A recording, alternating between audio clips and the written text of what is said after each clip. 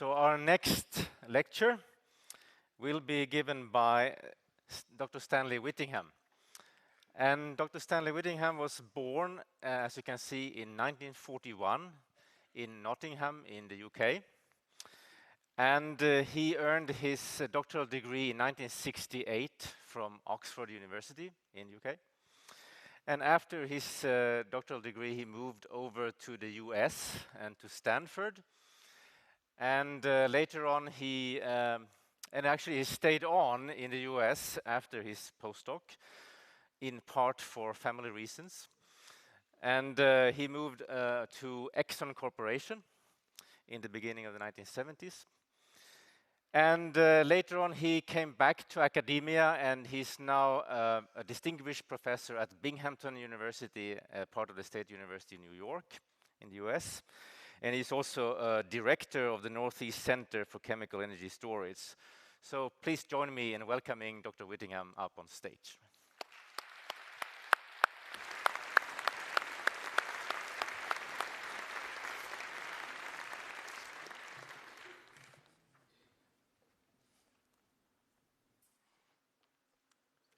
Thank you very much for the introduction. Good morning, ladies and gentlemen.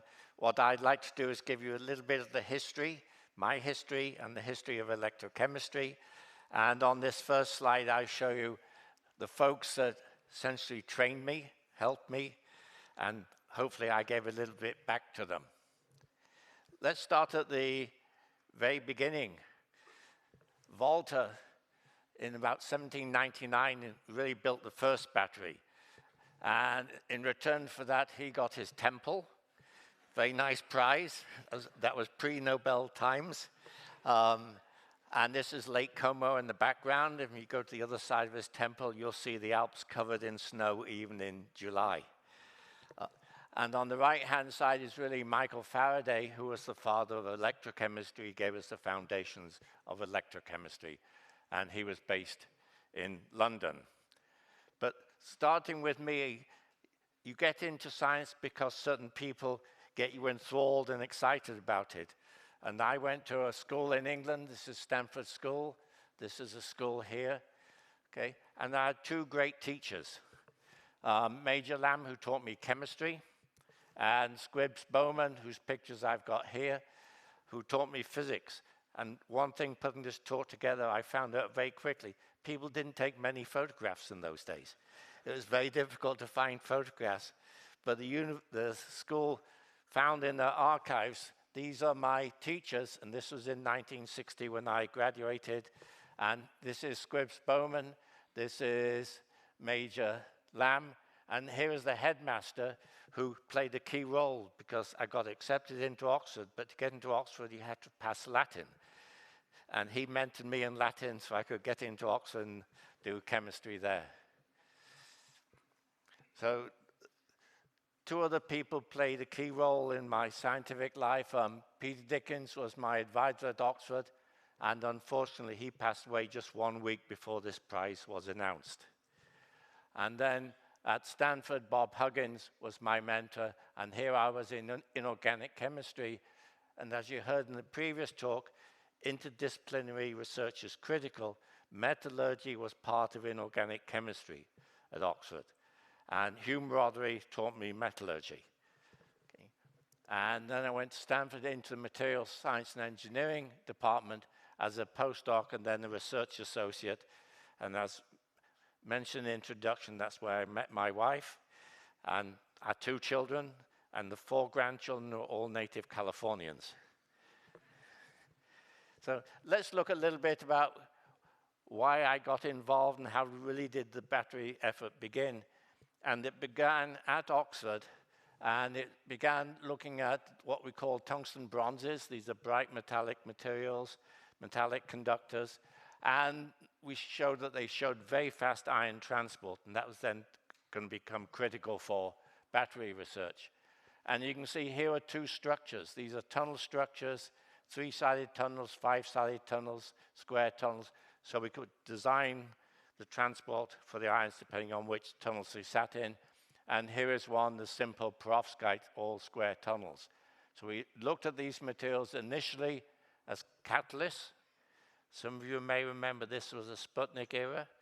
There's a lot of interest in fundamental research, and this work was in fact paid for by the United States Air Force from their London office. And then I went on to my doctorate, so we then looked at these same materials for the ion transport properties.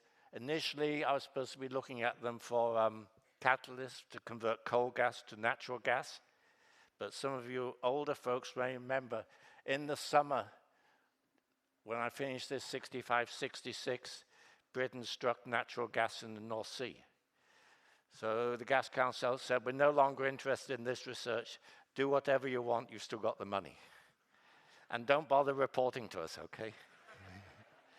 So we studied the transport behavior in these materials, and then when I went to Bob Hunger's lab, we actually did the thermodynamic behavior of how we synthesize these materials using electrochemical means. But there was a significant breakthrough. I went in '68. The previous year, researchers at the Ford Motor Company had discovered the fast ion transport in sodium beta alumina, showed that sodium ions in this material move just as fast as sodium ions in water. And Bob and I presented a paper on this, and this is the title we gave to it. We didn't really predict it was going to be that great, but clearly this material is the one that started off the whole battery revolution in solids. And the Ford folks proposed sodium-sulfur batteries. This led to a search for other high ionic conductors. And John Goodenough started working on NASACON to try to find alternatives to beta alumina. Let's look at what is special about beta alumina.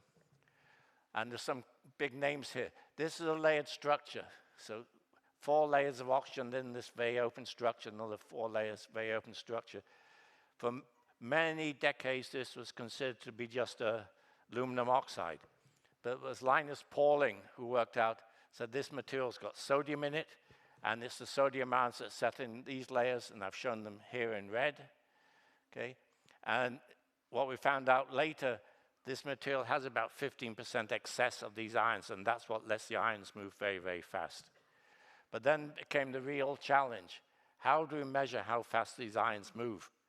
You can't just put regular electrodes on because they're moving too fast. So we went back to our tungsten bronzes. So here we have the same tungsten bronzes, whether the tungsten or vanadium ones. These are mixed metallic conductors. So if you want to measure ionic conductivity, you've got to have electrodes that move both electrons and ions. So we built up a simple cell here, tungsten oxide electrodes, then in the middle here, single crystals of this beta alumina. And then we could measure the conductivity over this range, is about -180 to 800 degrees centigrade. So single mechanism of over that whole period here. And the key thing here, if you look at this carefully, this is really a battery. We have sodium tungsten oxide on this side, same on this side, and we could pump sodium backwards and forwards. So this was really the first solid-state battery. What is important at this time, this was 1972. If you looked at the literature and tried to understand what battery chemists thought was going on, none of them really realized that you could form ternary phases. There was no thought of insertion reactions, intercalation reactions. So if you look in the literature, vanadium pentoxide would react to give vanadium 204, so you abstract oxygen here. Your standard alkaline cell is presumed at that time, you again abstracted oxygen and form Mn2O3. Most solid-state chemists will say that's not going to happen at room temperature. It doesn't make sense. So what in fact happens in these cases, you get lithium ions inserting into this one, and you get protons going into the manganese oxide, forming manganese oxyhydroxide. And this really led to the whole concept of intercalation chemistry within battery materials. So, and we just published this in 1976. So let me briefly describe what intercalation is. If you get an old dictionary, let's say from the 70s or 80s, this is what it will say. Intercalation is putting February the 29th into the calendar every fourth year, then you take it back out. And if you actually go and look at the older dictionaries, they in fact say Romans couldn't count how many days there were in the year, so they had to eventually intercalate January and February into the calendar. Okay. If you now look into the dictionaries, intercalation, they now talk chemistry.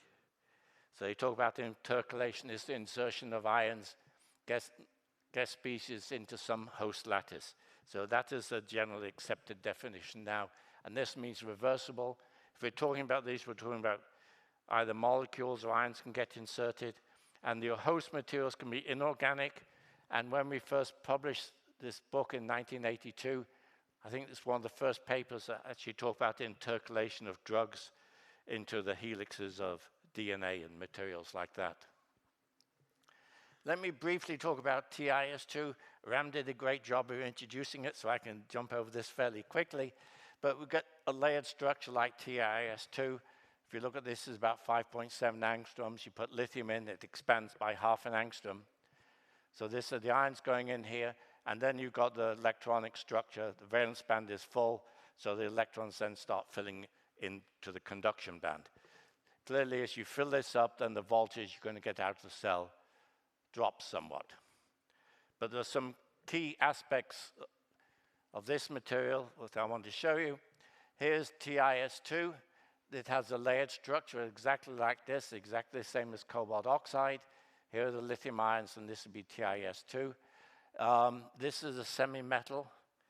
Now, I just call it a metallic conductor, so it's a very, very good electronic conductor. So you don't have to mix any carbon like you do in most materials. And this is a typical discharge curve.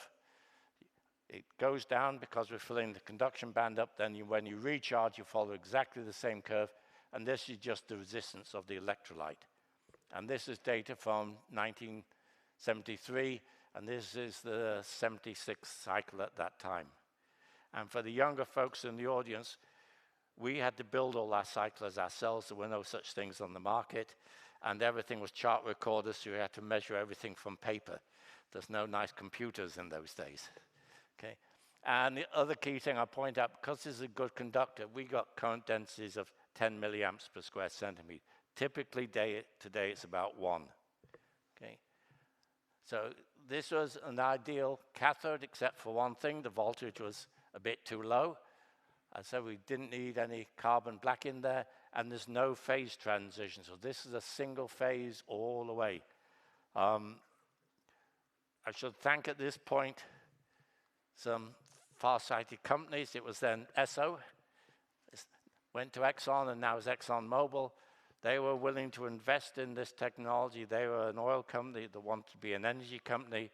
And we started this work, in fact, before the energy crisis started in 73 and 74. But then they put money into this for the next 2 decades. So this is a titanium disulfide. It's a metallic conductor, so we can use large plates of it. You don't have to use very fine powders. And this was me just a few years ago. Okay. And you'll notice now, lapels are wider, ties are wider than they are now. So men's attire does change with time. Let me just show again the slide you saw a little bit earlier. This is a typical intercalation battery. I say it's 70s technology. Absolutely nothing's changed in the mechanism. Every lithium battery you buy today is the same way. So you're intercalating lithium ions into a host over here, and you have a host on this side now. This is typically carbon-based. This is Yoshino's invention, and all you're doing is shuttling lithium ions from one side to the other side, and back again. If you have lithium metal in a lithium ion battery, you've got problems. So the whole goal here is not to have any lithium metal. So initially we started with pure lithium metal at Exxon. We then switched to aluminum for safety reasons, as you've seen before, and then Dr. Yoshino went to carbon, and I'll talk about this in a moment. But let's just look a little bit of the history here. This is a paperweight that Exxon made. This is about 1976, I think. This is the battery, little solar cell, a watch here. This particular one still sits on my desk. 40 plus years later, it still works. So a well-made lithium battery will last essentially forever. Okay? And this is a larger battery. This is about 6 inches by 4 inches by about an inch thick. These were batteries made for electric vehicle show back in 1977. And these just sat on the bench top. And these turned on a motorcycle headlamp on and off all week long with no problems. Those of you who are chefs will notice some pressure release valves on top. So each night after all the people had left the building, we would then release the pressure inside them because we had some boron ether electrolytes in there. But no, these worked exceptionally well. The other point I want to make, I've been working on and off with John, I think, since 1977 when we organized a big energy meeting in New York City for the American Chemical Society. And John and I are still working together on this Battery 500 consortium. So we've got a few years' efforts between us. But let me go through a few things on this side. So it's the 1970s when we did TIS2. Then a few years later, there's a lot of work coming out of British Columbia, Vancouver, because in Vancouver they have molybdenite as a natural ore, so they dug this out of the ground as being a more environmentally satisfactory and built batteries of this. And this went commercial for about 5 or 6 years until they had some safety issues with it. But this used pure lithium. Then John developed the lithium cobalt oxide. Then Yoshino came up with the coke. And then it was really Sony who built, I would say, the economically successful batteries that then went into camcorders and other events and really got the electronic revolution going. And I can put this in a slightly different format on this slide. Here's where Exxon started out, went to lithium aluminum, then Yoshino's effort took us to carbon, and this is where we basically are today. We still use carbon as the anode. There's a lot of effort now, though, to try to switch to modify the carbon by putting tin of silicon on it or pure materials, and a lot of effort now to go back to pure lithium now that we have tools to really understand what's going on. Similarly, on the cathode side, we started with titanium disulfide, then went to cobalt oxide, and then in this intermediate period, people started changing out the cobalt and mixing it with nickel, manganese, and aluminum. So in there now we're going to have a whole range of different transition metal oxides. Then as mentioned, John came up with the Aula, the lithium iron phosphate, and I'll talk briefly, we've now come up with what we think is the next generation, where we can now stuff 2 lithium ions into the same structure and hopefully get higher energy densities.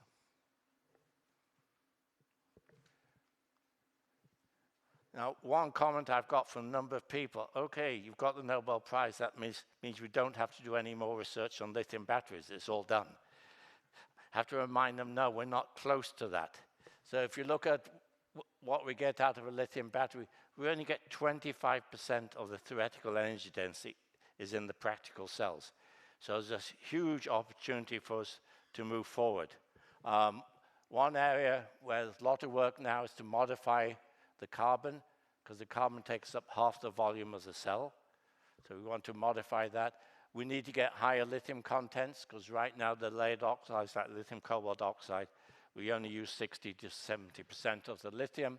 And then the big issue is, instead of just having 1 lithium per metal, can we push that to 2 lithium per metal? Okay. And we really need to do more fundamental research. We need to get those ions to move faster. We need to get electrons to move faster.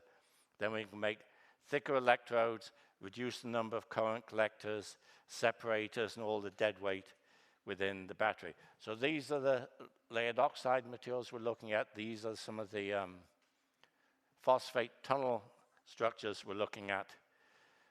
And I want to give you just a couple of examples of where there's still opportunities in the future, even on materials that are 30, 40 years old. So let's look at the layered oxide materials first, these materials. What we find out when we charge these materials on the very first cycle, so here we charge this material, this is an 80% nickel material, charge it up, we lose 30 milliamp hours per gram. That's about 15% of the capacity on the very first cycle, and we never get it back. So we've been trying to find out what's the reason for this and how do we solve this. So we've been doing some basic research there, and what we find out is it's the fundamental behavior of these materials, really how fast do these lithium ions move or how fast they don't move. So you can see here, don't worry about the numbers here. This is how fast they move. Then once you get to about 80% lithium in there, this drops off by 4 orders of magnitude. So a huge drop off in the diffusion coefficient. So we're right now studying how can we solve this problem so we can get this last part of the lithium in. And if we do that, we can get these materials up to about 400 watt hours per kilogram. Today's batteries are about 250. So there's a huge incentive that we can go there. Similarly, we started looking at can we stuff 2 lithium ions or 2 sodium ions into many of these structures. And we looked at vanadium compounds, because vanadium can go from 5+ to 4+. And we had students working on this for many years, and they found out we made these little cuboids. These are about 100 to 200 nanometers in size, and you do it the right way, so the synthesis is critical. And here, I'll take the point of thanking all the students and postdocs who took all the time. And people say, why do you do science? Because when you got a success, it's really gratifying, but there's many hurdles you have to get over before that success came. So there are 4 or 5 students working on this before we succeeded. And this is then cycling curves again. 1 plateau up here and 1 down here. And this is 50 cycles. And in fact, this material behaves better on the 50th cycle than on the first one. So we had proof of concept that we could, in fact, put 2 lithium ions into a crystalline lattice and intercalate in there without destroying that lattice. And that was critical. So now we can move on and see if we can do even better. But what I want to close on is to make a few general comments. No, lithium batteries are now dominant. I think in dollar science, no, lead acid may still have more, but there's nothing matching lithium ion.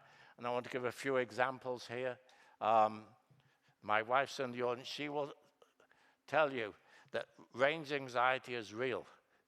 So this is a little car, and you notice she matched the sweater to the wheels on the car. So everything is, but this is a little car we rented in Bermuda for our 50th anniversary.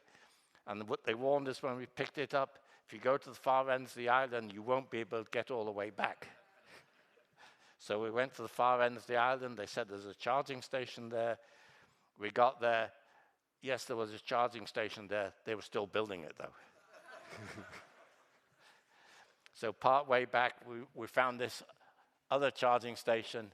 We left it there for about an hour, and it gave us enough energy. We had dinner, I think, in the meantime, enough energy.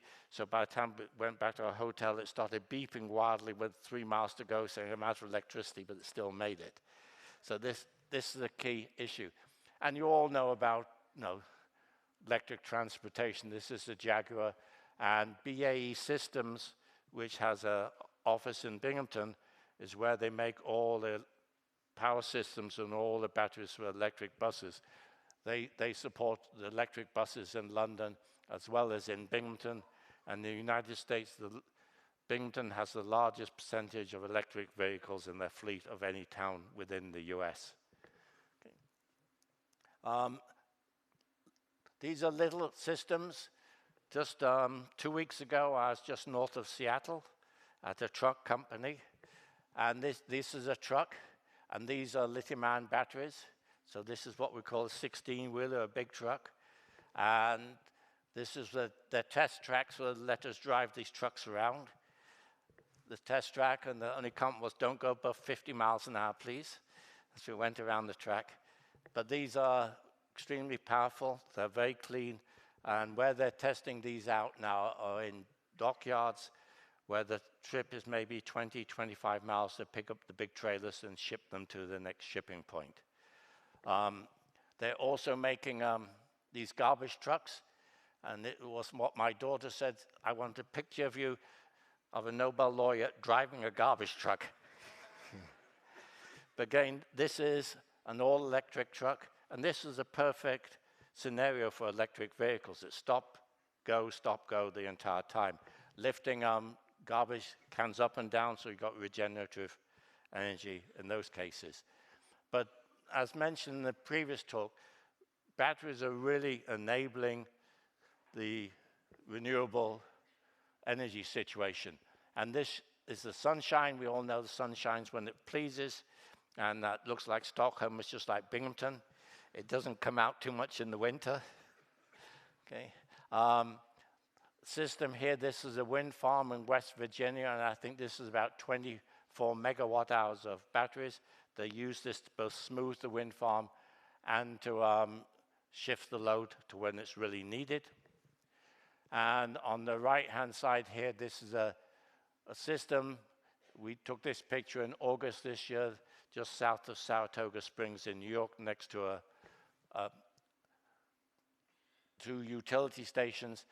And this one is already making money. They buy the electricity when it's cheap and sell it back to the utility when it's more expensive. And the comment there, when we looked at it and said, how much maintenance is there on this? They said the biggest maintenance is mowing the grass around the fence. So they don't visit this facility more than once every few weeks. It's controlled from a distance. Down here is a 4 megawatt system that used to be in Binghamton. And it was in Binghamton for about 4 years. After 2 months in Binghamton, they closed down permanently a neighboring coal power plant. So this is where a lithium storage facility can really clean up the environment. Okay. And I don't need to discuss this. I think everybody has one or more lithium batteries in their pocket somewhere.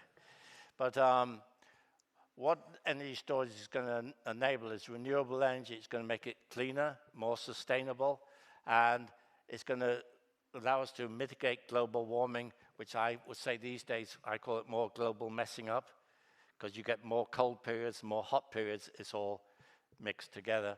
And it's going to give us a more efficient grid. And I will stop there. Thank you all for listening, and thank you for the Nobel